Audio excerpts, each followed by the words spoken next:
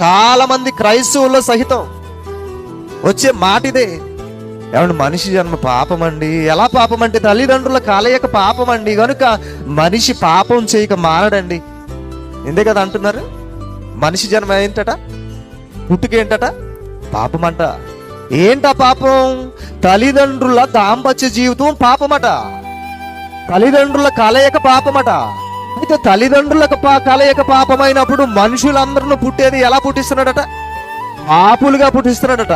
ఇప్పుడు ఈ పాపులుగా పుట్టించిన వారు యేసు రక్తంతో కడగబడితే మరలా పరలోకం వెళ్తారట. ఏంటండి ఇది? ఏమైనా న్యాయం ఉందో చెప్పండి అంటున్నారు. ప్రసంగి గ్రంథం 7వ అధ్యాయం 29వ వచనం చూడండి ఒకసారి. ఏమనగా, దేవుడు నరులను యథార్థవంతులుగా పుట్టించెను, కానీ వారు నరులు లేదా ప్రజలు వివిధ తంత్రములను కల్పించుకొని ఉన్నారు. ఏంటా తంత్రములు? దేవుడేమో యథార్థవంతుడు అంటే పాపం లేనివాడని అర్థం. యథార్థవంతుడు, మంచివాడు, శ్రేష్టమైన వాడు అంటే ఏంటది? కలంకం ఉన్నదనా? పాపం ఉన్నదనా? కాదు కదండి. మంచిదని, నిర్దోషులు అంటే దోషము లేని వాడిగా పుట్టించాడు దేవుడు.